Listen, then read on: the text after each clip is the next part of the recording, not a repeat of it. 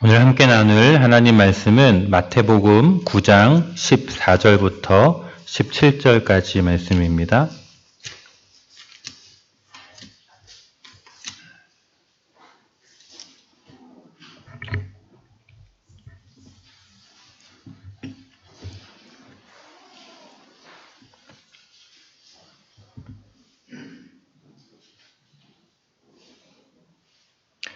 마태복음 9장 14절부터 17절까지의 말씀을 우리 함께 읽겠습니다. 그때 요한의 제자들이 예수께 나와 이르되 우리와 바리새인들은 금식하는데 어찌하여 당신의 제자들은 금식하지 아니하나이까? 예수께서 그들에게 이르시되 혼인집 손님들이 신랑과 함께 있을 동안에 슬퍼할 수 있느냐? 그러나 신랑을 빼앗길 날이 이르리니 그때에는 금식할 것이니라.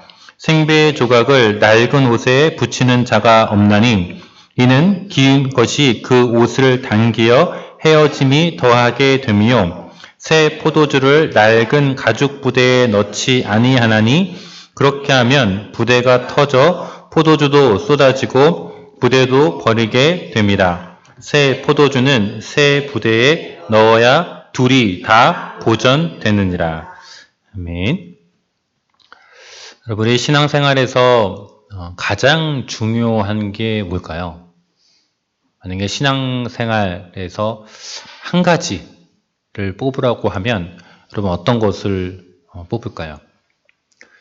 말씀 혹은 기도 뽑을 수도 있겠고 또 교회와 관련돼서 예배를 뽑을 수도 있고요. 헌금 생활 등을 뽑을 수도 있을 것입니다. 예수님 당시에 그들의 유대교, 종교에서 가장 중요하다고 생각하는 것은 세 가지가 있었는데요. 마태복음 6장에 나오는데 그 세 가지는 기도와 구제와 금식이었습니다. 누가 진정한 종교인인가? 누가 경건한 유대인인가?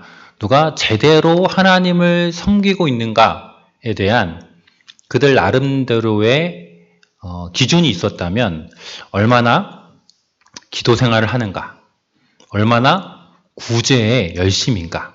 얼마나 금식을 잘 하는가가 그들 나름대로의 하나님을 제대로 섬기고 잘 섬기는 것의 기준이었습니다. 예수님 당시에 세례 요한의 제자들이 활동을 하고 있었는데요. 세례 요한의 제자들은 당시의 종교 지도자들과 한 편이라기보다는 오히려 예수님과 더 많은 면에서 공통점이 있었습니다. 그런데 오늘 본문에 등장하는 요한의 제자들이 한 가지 너무나 이해할 수 없는 예수님과 예수님의 제자들의 이 행동에 대해서 의구심을 가지고 나왔습니다. 그래서 어떤 질문을 하냐면 예수님한테 이런 질문을 하는 거예요. 우리와 바리새인들은 그러니까 자신들과 요한의 제자들과 바리새인을 하나의 신앙 공동체처럼 마치 이렇게 묶어버린 거예요. 우리는 둘 다 공통적으로 금식을 하고 있다. 그런데 당신의 제자들은 왜 금식을 하지 않느냐? 표현은 당신의 제자들이라고 했지만 사실은 당신은 혹은 당신의 제자들은 왜 금식하지 않느냐라는 질문이었겠죠. 지금 예수님한테 딴지를 걸기 위해서 따지기 위해서 그런 게 아니에요. 정말 궁금했던 거예요. 제대로 된 신앙인이라면 바른 하나님을 섬기는 사람이라면 이 금식은 너무나 당연한 건데 예수님이 이 새로운 바람을 일으키면서 여기저기에서 기적과 치유를 행하면서 하나님 나라가 왔다라고 우리의 스승인 세례 요한과 동일한 메시지를 전하는데 도무지 이 금식에 관한 한 그들이 보기에 제대로 된 금식을 예수와 예수의 제자들이 하고 있지 않아 보였던 거예요. 너무나 궁금했던 거예요. 아니, 바른 신앙생활을 한다면 이것을 해야 되는데, 이것을 안 하면 경건한 유대인이 아닌데, 바른 종교인이라고 할 수가 없는데 왜 이것을 하지 않을까라는 궁금함이 있었던 거죠. 당시에 유대인들 중에서도 모든 유대인이 그랬던 게 아니라 조금 하나님을 그래도 잘 섬겨보겠다, 제대로 섬겨보겠다 하는 사람들은 바리새인들처럼 금식을 했습니다. 어떻게 금식을 했느냐? 구약 성경에 나오는 대속죄일에는 당연히 금식을 했고요. 그러니까 1년에 한 번 있는 날이니까 당연히 금식을 했고, 이들은 일주일에 이틀을 더 금식을 했습니다. 매주마다 목요일, 월요일마다 금식을 했더라는 거예요. 그러니까 일주일 7일 중에 5일은 정상적인 식사 생활을 했지만 이틀은 금식을 하는 거였어요. 쉬운 게 아니죠. 일주일에 하루 금식하는 것 사실 현대인의 기준에서 보면 결코 만만치 않은데, 한 끼 금식도 어려울 때가 있죠. 뭐 아침에 일부러 안 먹는 거 보는 거 빼고, 저녁에 다이어트 하려고 뭐 일부러 안 먹는 거 빼고 한 끼를 안 먹는 것도 오늘날 우리 시대에는 참 쉽지 않습니다. 하루 금식하는 것도 엄청난 도전이 될 수 있는 시대에, 예수님 당시에 경건한 유대인들은 일주일에 이틀을 금식을 했어요. 금식이라는 게 회개의 의미도 있었지만 또 어떤 슬픔의 상징이기도 했습니다. 무엇보다 세례 요한은 처음에 하나님 나라의 복음을 선포할 때 그가 했던 내용이 마태복음 3장 2절에도 나오는데요. 회개하라, 하나님의 나라가 가까웠다. 천국이 가까웠다라고 얘기했죠. 그러니까 천국에 들어가려면, 천국을 경험하기 위해서 뭘 해야 돼요? 회개를 해야 돼요, 회개. 근데 회개의 가장 극단적인 표시가 무엇이냐면 금식이에요. 그러니까 금식한다는 것은 이 사람이 지금 회개의 어떤 행위를 하고 있다는 거예요. 그러면 금식이라는 이 회개의 행위를 통하여서 자신들의 스승이 얘기했었던 그 천국을 경험하는 것은 너무나 당연한 사실인데, 그리고 자신의 스승이었던 세례 요한과 동일하게 예수 그리스도가 이 땅에 와서 선포한 내용도 똑같았단 말이에요. 회개하라, 천국이 가까웠다. 그렇다면 이 회개의 표시인 금식을 통하여서 그 천국을 경험하게 하는 것은 동일할 텐데, 도무지 요한의 제자들이 보기에 예수님과 이 제자들 일행은 제대로 금식을 안 하는 것처럼 보였던 거죠. 이게 가장 중요한데, 이게 어떤 핵심인데 이걸 안 하고 있으니 경건한 제대로 된 하나님이 보낸 사람이 맞나? 하나님의 선지자라면, 하나님이 보낸 메시아가 맞다면, 아니 이 정도 기본은 하고 나서 그 다음에 다른 무언가를 해야 되는데, 이 기본적인 것조차도, 이 필수적인 것조차도 안 하고 있으니 이거 우리가 저분을 신뢰할 수 있나? 세례 요한은 저 사람을 위해서 내가 이 땅에 왔다, 나는 저 사람의 신발끈을 풀기도 감당하지 못하겠다 라고 했는데, 과연 저 예수와 그 일행들이 그럴 만한 자격을 갖춘 사람들인가에 대한 아주 심각한 고민과 생각을 가지고 이런 질문을 한 거예요. 오늘날에는 우리의 신앙의 진정성을 보여줄 수 있는 게 뭐가 있을까요? 그래도 그리스도인이라면, 하나님 믿는 사람들이라면, 성도라면 그래도 이 정도는 해야 되지 않나라고 생각하는 그 나름의 생각들이 있을 수 있습니다. 어떤 분들은 공예배 참석은 다 해야 된다. 그래서 그럼 이제 공예배가 뭐냐? 주일날 예배가 공예배인지, 아니면 수요 예배까지가 공예배인지, 저희 교회는 아직은 없지만 금요 기도회가 있으면 금요 기도회까지가 공예배인지, 매일 드리는 새벽 기도, 그래서 주보에 소개되고 있는 모든 예배는 다 참석하는 것이 일단은 거기가 기본이다 라고 생각하는 사람도 있을 것입니다. 어떤 사람은 그 예배에 나가는 거 그건 너무나 형식적이다, 차라리 하나님과의 친밀한 관계를 위해서 매일매일 하나님과 기도를 하고 있느냐, 이게 더 가장 우리의 신앙의 핵심일 수 있다 라고 생각할 수도 있고요. 그렇게 기도만 하다가 이상한 데로 빠진 사람 많어. 그래서 무엇보다 중요한 것은 말씀이다. 그래서 말씀을 매일매일 묵상하면서 환경도 통독하면서 말씀 생활을 얼마나 제대로 하고 있느냐가 진정한 그리스도인 다움이다 라고 생각할 수도 있을 것입니다. 또 한편으로는요, 그거 다 자기만 잘 되자고 하는 것 아니냐. 결국은 하나님께 우리를 구원하신 목적이 다른 영혼을 살리는 것인데 전도하지 않는다면 그것은 제대로 된 그리스도인이라고 할 수 없다. 그래서 그 사랑을 흘려보내는 전도야말로 진정한 그리스도인 다음의 표시다라고 주장해도 그럴듯할 수 있죠.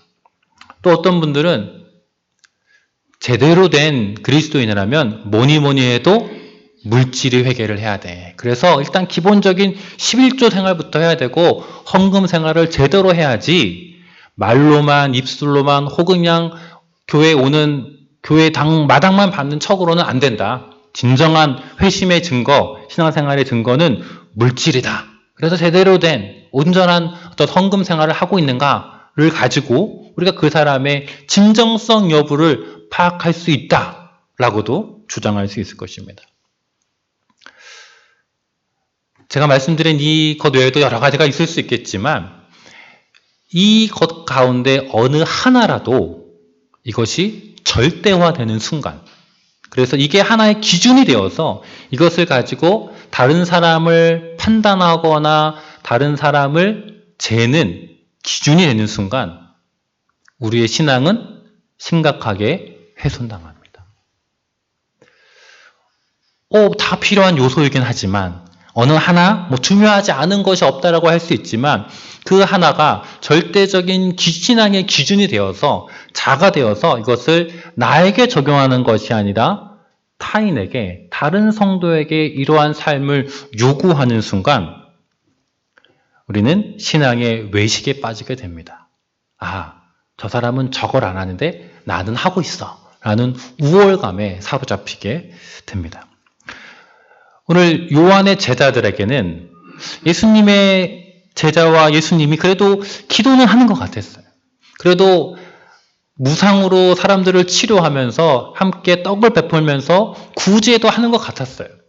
그런데 너무 잘 먹었던 것 같아. 예수와 제자들이 너무너무 많이 먹은 것 같아. 아니 도대체 금식은 언제 하는 거야? 금식은 하면서 그들의 금식 생활에 문제를 제기했던 것이죠. 15절부터 17절 마지막 절까지가요. 이 요한의 제자들에 대한 예수님의 답변입니다.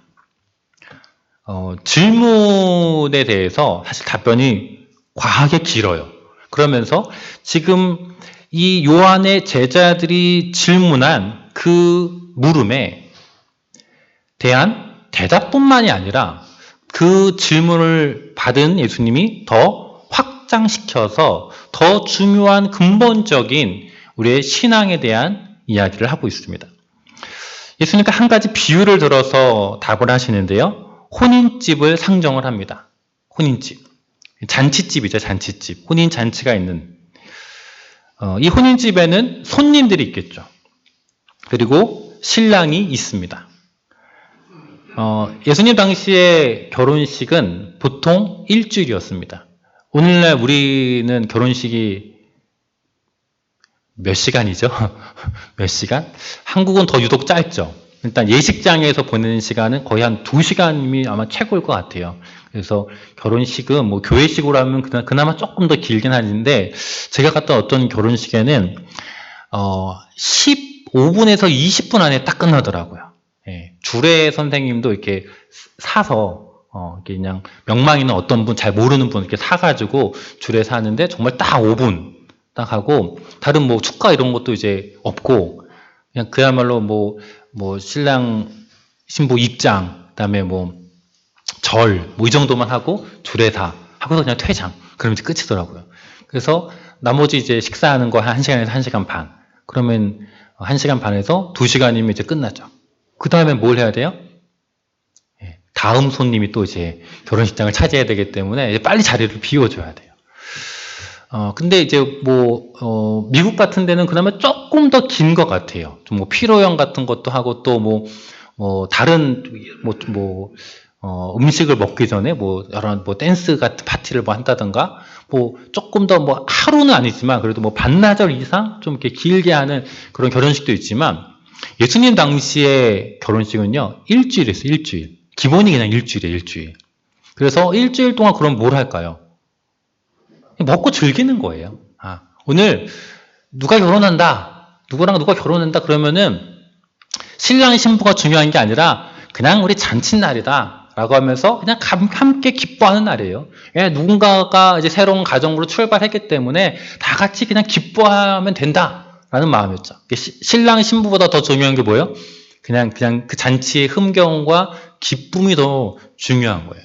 그래서 사실은 어떻게 보면 이 잔치의 핵심이 뭐예요? 먹을 거예요. 먹을 거. 그리고 흥을 돋을 수 있는 포도주고. 그래서 가나 혼인잔치에서도 포도주가 떨어졌을 때 큰 위기가 봉착했다는 것을 보여주는 그런 내용들이 있습니다. 예수님께서 이 혼인집에 대한 이야기를 하시면서 혼인집 손님들과 신랑이 있는데 혼인집 손님들이 누구냐면 예수님의 제자들이에요. 신랑의 친구들이 함께 있어요. 이날은 잔칫날이에요. 그럼 뭘 해야 되죠? 기뻐해야 되는 거예요. 그런데 슬퍼한다, 금식을 한다. 그건 말이 안 되는 거죠. 그러니 이 혼인집에 있는 신랑의 친구들이나 신랑이 함께 있다면 그 잔치 기간 동안에는 금식할 필요가 없다는 거예요. 그냥 함께 먹고 마시고 즐거우면 되는 것이라는 거예요. 지금이 그러한 기간이라는 거예요. 예수님과 제자들이 나와 함께 있는 이 기간 자체가 혼인처럼 일주일이 아니라 지금 함께 있는 예수님의 공생의 사역 전체의 기간 자체가 마치 혼인잔치와 같다는 거예요. 하나님이 함께 하시는 예수 그리스도가 제자들과 육신으로 거해서 함께하는 그 시간이 마치 참된 기쁨의 혼인잔치와 같다는 거예요. 그렇기 때문에 그러한 혼인잔치가 있는 동안에는 그들의 기쁨을 빼앗아갈 수 없다는 거예요. 슬퍼할 수 없다는 거예요. 그러니 이 기간 동안은 금식하지 않아도 된다는 거예요. 그렇다고 영원히 금식을 안 하느냐? 그러면 요한의 제자들이 아마 심각하게 시험을 받았을 것 같아요. 그래서 그들을 위해서도 한마디 해줍니다. 그러나 언젠가는 이 혼인집 손님인 나의 제자들도 금식을 할 거야. 지금은 아니지만 신랑을 빼앗길 날. 여러분 신랑이 빼앗기진 않죠. 그냥 자기 집으로 돌아가는 거예요. 이제 자기가 신방을 구해놓고 그 아내의 집에 와서 혼인잔치를 하는데 그리고 일주일 동안 혼인잔치를 한 다음에 아내와 함께 자기 집으로 그냥 가는 것이죠. 근데 예수님이 뭐라고 표현하냐면 신랑을 빼앗길 날이 이른다라고 이야기합니다. 예수님 자신을 신랑으로 표현하면서 빼앗긴다는 것은 아마 예수님 자신의 죽음을 살짝 넌지시 보여주는 것이죠. 그냥 가는 것이 아니라 이런 빼앗기는 것 같은 모습으로 당신이 이제 떠나게 될 운명에 대해서 얘기하십니다. 그러면 그때는 이제 슬퍼할 수 있고 금식할 때가 있을 거라고 이야기합니다. 아마 요한의 제자들이 이 답에 충분하게 해답을 얻었을지 않았을 수도 있을 것 같아요. 아니 그게 무슨 말이야. 그냥 좀 잘못을 인정하고 우리가 그동안 좀 못했는데 이제부터라도 좀 열심히 하라고 할게. 이런 답을 기대했을 수도 있어요. 어쨌든 이 요한의 제자들은 탐탁하지 않았겠지만 예수님으로서는 지금 왜 나의 제자들이 금식하지 않아도 되는가에 대한 명백한 설명을 하신 셈이에요.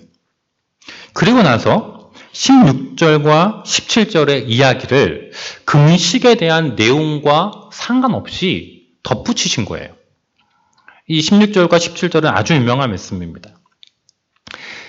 16절에 생배 조각을 낡은 옷에 붙이는 자가 없다. 생배 조각은 새로운 천입니다. 새로운 천. 새로운 천을 낡은 옷에 붙이는 자가 없다. 옷이 한 벌 있는데 옷이 이렇게 낡은 거예요. 이게 지금 덧대야 되는 거죠. 그래서 약간 수선을 해야 되는데 새로운 천을 그 낡은 부분에다가 덧대게 되면 새로운 처는 이렇게 수축을 합니다. 물에 한번 빨면 수축을 해요. 저희 집 옷은 건조기를 한번 들어갔다 오면은 막 옷이 확 줄어들어가지고 다음에 내가 살이 쪘나 막 이런 느낌이 들어서 못 입는 경우가 가끔 있는데 옛날 당시에 옷감은 좋지 않았기 때문에 물에 한번 빨고 나면 이게 수축이 되는 거예요. 그래서 낡은 옷에 약간 해지고 막 이런 옷인데 여기에다가 새로운 부분을 딱 새 천으로 이제 기우면은 이제 물을 한번 빨면은 이 새 천이 어떻게 돼요? 수축을 하는 거죠. 근데 옆에 있었던 오래된 낡은 옷이 이게 괜찮으면 성하면 문제가 없겠지만 이게 수축이 되면서 당기니까 막 끊어지겠죠. 낡았으니까. 그래서 옷이 이제 찢어지고 그래서 더 못 쓰게 된다. 이런 이야기를 하는 거예요. 그리고 나서 또 포도주에 대한 이야기를 합니다. 새로운 포도주를 낡은 가죽 부대에 넣지 않는다. 이 당시에는 포도주를 가죽 부대에다가 동물의 가죽에다가 넣어놨습니다. 근데 처음에 이제 새로운 가죽 부대는 이제 신축성 있고 탄력이 있어요. 그래서 포도주를 넣으면 이제 포도주가 막 발효되면서 부피가 증가하는데 이 가죽도 함께 그냥 늘어나는 거예요. 그냥 거기에 맞게 자연스럽게 늘어나는 거죠. 그 문제가 안 되는 거예요. 그런데 이 가죽 부대가 오래되면 이제 딱딱해집니다. 더 이상 늘어나지가 않아요. 딱 굳어져 있어요. 그런데 이렇게 굳어져 있는 낡은 가죽 부대에다가 새로운 포도주를 넣으면 그때부터 새로운 포도주는 발효를 하기 위해서 팽창을 하죠. 근데 이 가죽 부대는 더 이상 팽창을 할 수가 없어요. 그럼 어떻게 돼요? 그냥 터져 버리는 거예요. 그러면 이 부대도 터져서 못 쓰고 옛날 포도주는 넣을 수 있는 건데 새 포도주를 넣다가 가죽 부대도 터져버리고 새로운 포도주도 몽땅 쏟아져서 다 버리게 된다. 그러면서 그럼 어떻게 해야 되느냐? 새로운 포도주는 어디다 넣어야 돼요? 새로운 가죽 부대에 넣으면은 포도주도 잘 발효되고 또 발효되면서 부피가 늘어날 때 새 부대이기 때문에 늘어나서 그것들을 견딜 수 있는 힘이 있다는 거예요. 그러면 둘 다 잘 보존된다라는 이야기를 하십니다. 그냥 상식적인 얘기를 하신 거예요. 마치 그냥 속담 하나 공시문대 공나고 팔씨문대 판난다. 뭐 아니 땐 굴뚝에 연기 나겠네. 이런 그냥 속담 한 가지 하신 거예요. 중요한 것은 그러면 새 포도주는 도대체 무엇인가? 낡은 가죽 부대는 무엇인가? 그리고 새 부대는 무엇인가? 라는 거예요. 여러분 여기에서 제일 중요한 게 뭘까요? 새 포도주와 새 부대, 낡은 가죽 부대에서 지금 예수님께서 하시고 싶어 하시는 말씀의 핵심은 어디에 포커스가 있을까요? 여러분이 한번 판단해 보시기 바랍니다. 새 부대의 반대는 낡은 가죽 부대입니다. 낡은 가죽 부대는 당시의 유대교를 상징합니다. 예수님 당시의 유대교가 바로 낡은 가죽 부대인 거예요. 예수님 당시의 유대교 자체는 하나님을 섬기는 거예요. 그런데 점점 이 이스라엘 사람들이, 유대인들이 하나님을 섬기는 것이 율법주의화 된 거예요.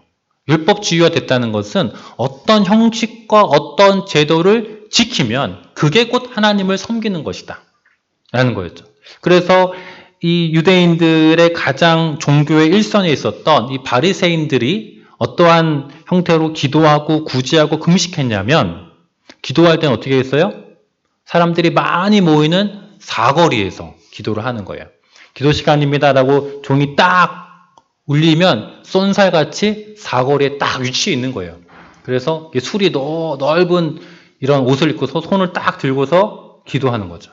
그러면 와 역시 바리새인들은 달라 라고 하면서 사람들의 칭송을 얻는 행위로 기도를 했던 거예요. 구제를 하기 위해서는 어떻게 해요? 나팔을 불어요. 나팔을 빠뿌 불면은 사람들이 오늘 구제받는 날이구나, 오늘 바리새인들이 뭔가 내놓는 날이구나 라고 해서 나팔을 불면은 시장 오기로 모여드는 거예요. 그럼 바리새인들이 거기서 오늘 구제의 물품들을 쫙 깔아놓고 사람들에게 나눠주는 거죠. 금식은 어떻게 해요? 금식하는 날은 수염을 그대로 기르고 세수도 안 하고 옷도 그냥 어제 입었던 그대로 나가서 누가 봐도 저 사람 지금 뭐 하고 있다? 금식 중이구나를 알게끔 하는 형태로 금식을 했더라는 거예요.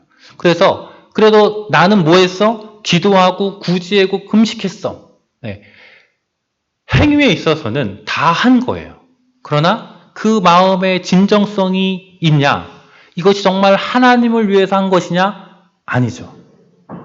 율법주의화된 이 유대교는 자기의 의를 드러내기 위한 종교의 행위를 했던 거예요.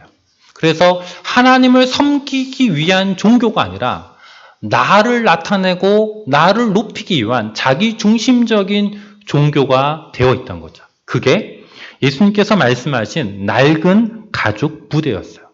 그 기준으로, 그 낡은 가죽 부대라는 그 기준으로 예수님의 행동들, 예수님의 사역들을 보니까 맞지 않는 거예요. 금식도 안 하네.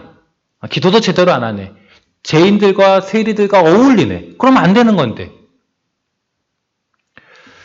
새 포도주는 예수님이 가져오신 복음을 의미합니다. 예수님의 삶과 예수님의 가르침과 예수님의 사역이에요. 그것들이 지금 낡은 가죽 부대에 들어가지 않았던 거예요. 진정한 복음은 내가 나를 위해서 나를 높이기 위한 삶이 아니라 하나님이 중심이 된 삶이죠. 나의 의를 가지고 내가 종교 생활을 잘하고 있어 나의 의를 드러내는 것이 아니라 나의 구원이 내 노력과 내 행위와 나의 무엇으로 인한 것이 아니라 하나님의 은혜로 말미암아 내가 구원받는다. 구원은 전적으로 하나님께서 우리에게 베풀어 주신 그 은혜로 인하여서 우리가 새로운 생명을 얻는 것이다라는 것이 예수님께서 가져오신 복음이었습니다. 그러나 또 한 가지 예수님께서 가져오신 복음은 그렇기 때문에 그 은혜로서만 구원을 받기 때문에 우리가 어떠한 삶을 살아가야 하는가였어요. 우리가 자칫 잘못하면 너무나 십자가로 인한 구원, 오직 은혜로 인한 구원 때문에 우리의 행위를 놓치고 말아요. 그래서 이게 심각하게 가면 어디까지 가는 거냐면 구원파까지 가는 거예요. 구원파의 핵심 교리 중에 하나가 뭐냐면 우리는 하나님의 절대적인 은혜로 구원받았다. 그래서 우리의 구원은 그 어떤 것으로도 빼앗아갈 수 없다. 그건 맞는 말이에요. 그래서 그 다음에 뭐냐면 그래서 당신이 무슨 죄를 짓더라도 다 용서받고 다 구원받는다. 그래서 구원받은 백성으로서의 삶에 대해서 강조하지 않는 거예요. 구원파의 극단의 모습이에요. 그러나 예수께서 우리에게 가져오신 하나님의 은혜로 인한 구원은 무엇이냐면 구원받은 자로서의 마땅한 삶, 합당한 삶이 있다는 거예요. 도덕적이고 윤리적인 삶의 모습이 있다는 거예요. 그것을 해서 구원받는 것이 아니라 하나님의 구원의 은혜를 받은 자라면 마땅히 그 은혜에 합한 삶을 살아간다는 것이에요.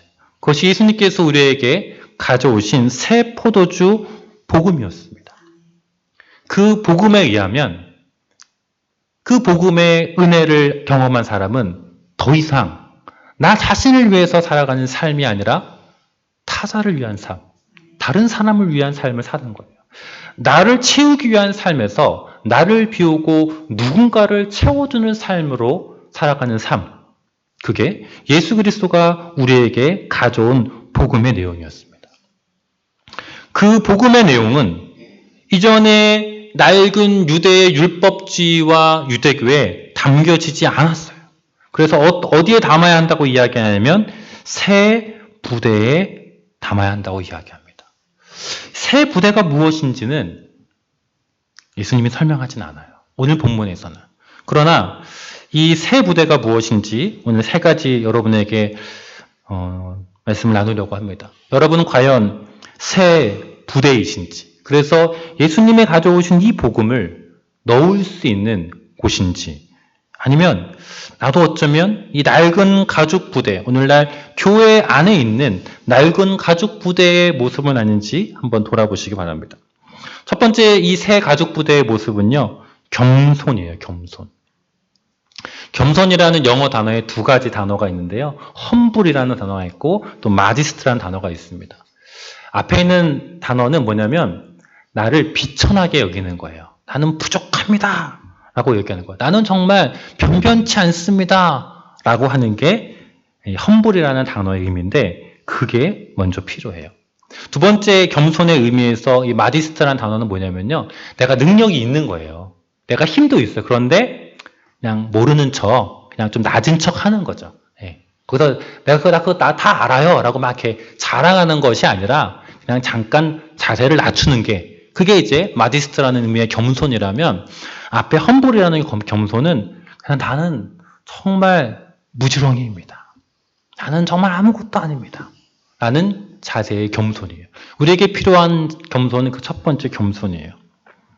그래서 이런 나에게는 당신의 도움이 필요합니다. 나는 누군가의 도움이 필요합니다. 나는 나의 힘으로 혼자 설 수 없습니다. 그래서 새로운 것을 받아들여야 되는 존재이다. 나는 수용할 수밖에 없습니다. 라고 나의 마음을 항상 열어두고 있는 상태의 겸손이 필요합니다. 그것이 새 부대입니다. 두 번째 새 부대는요, 순종입니다. 순종. 순종은 말씀에 대한 동의가 아니에요. 하나님의 말씀이 나에게 왔을 때, 그거 참 맞는 말이네요. 내가 그런 걸 몰랐군요. 어떤 깨달음이나 새로운 정보에 대한 인식이 아니에요. 순종은 말씀에 대한 나의 행동으로의 반응입니다. 실행입니다. 그것은 우리의 몸을 활용하여서 따르는 문제이지 지적인 동의가 아니에요. 내 감정의 변화가 아니에요. 실제 나의 삶의 행동이 필요합니다. 새 부대라는 것은 바로 우리가 말씀에 대해서 순종함으로 따르는 것을 의미합니다. 마지막으로 우리가 새 부대가 된다는 것은 회개를 가리킵니다. 예수님과 세례 요한이 동일하게 천국이 가까이 왔기 때문에 해야 될 것이 무엇이냐? 천국을 경험하기 위한 필수 조건이 무엇이었냐면 바로 회개였습니다. 회개는 돌이키는 것을 의미합니다. 그러면 어떤 방향에서 어떤 방향으로의 돌이킴일까요? 세례 요한은 구체적으로 각 사람들이 하고 있는 그들의 행위에 대한 돌이킴을 이야기했지만 그 근본에는 무엇이 있냐면 바로 나 중심에서 하나님 중심으로의 돌이킴이 있습니다. 내가 내 힘과 내 능력으로 이 세상을 멋들어지게 한번 살아보겠습니다. 라고 하는 나 중심의 마음에서 하나님이 없이는 나의 삶이 안 될 것 같습니다. 이 세상을 내 힘과 내 능력으로 살아가는 것이 아니라 하나님과 함께 하나님을 중심하여서 하나님을 나의 중심에 모시고 살아가겠습니다. 라는 것이 회개입니다. 오늘 예수 그리스도의 복음이 담겨질 수 있는 새 부대는 그러한 회개의 태도입니다. 순종의 마음입니다. 겸손의 마음입니다. 그래야지만 17절 마지막에 있는 것처럼 둘이 다 보존이 됩니다. 우리가 그러한 새 부대의 마음을 가지고 새 포도주이신 예수 그리스도의 복음을 받아들일 때에만 우리 안에 이 복음이 담기게 됩니다. 저와 여러분의 삶 가운데 날마다 우리가 새 부대가 되어서 새 포도주이신 예수 그리스도의 복음으로 인하여서 우리의 부대가 넘치는 삶이 되기를 주님의 이름으로 소망합니다. 기도하겠습니다.